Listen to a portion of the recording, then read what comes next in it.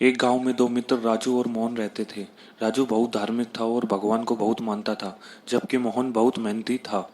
एक बार दोनों ने मिलकर 1 बीघा जमीन खरीदी, जिससे वह बहुत फसल उगाकर अपना नया मकान बनाना चाहते थे। मोहन तो खेत में बहुत मेहनत करता, लेकिन राजू कुछ काम नहीं करता, बल्कि मंदिर में जाकर भगवान से अच्छी फसल के लिए प्रार्थना करता।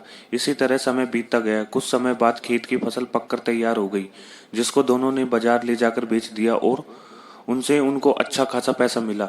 घर आकर मोहन ने राजू को कहा कि इस धन का ज्यादा हिस्सा मुझे मिलना चाहिए, क्योंकि मैंने खेत में ज्यादा मेहनत की है।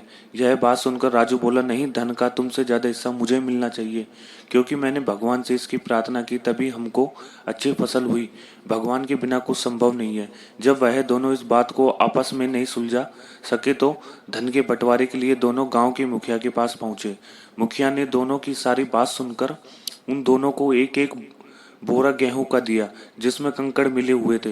मुखिया ने कहा कि कल सुबह तुम दोनों इसमें से गेहूं और कंकड़ अलग अलग करके लाना, तब मैं निर्णय करूंगा कि इस धन का ज्यादा हिस्सा किसको मिलना चाहिए। दोनों गेहूं की बोरी लेकर अपने घर चले गए। सोहन ने रात भर जाकर गेहूं और कंकड़ को अलग किया, लेकिन राजू गेहूं की बोरी को लेकर मंदिर गया और भगवान से गेहूं में से कंकड़ अलग करने की प्रार्थना करने लगा।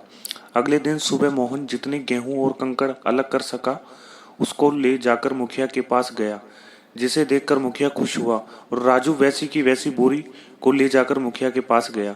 मुखिया ने राजू को कहा कि दिखाओ तुमने कितना गेहूं साफ किया है। राजू ने कहा कि मुझे भगवान पर पूरा भरोसा है कि मेरे सारे गेहूं साफ हो गए होंगे।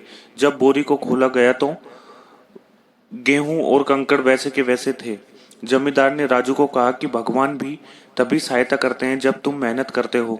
जमींदार ने धन का ज्यादा हिस्सा मोहन को दिया। इसके बाद राजू भी सोहन की तरह मेहनत करने लगा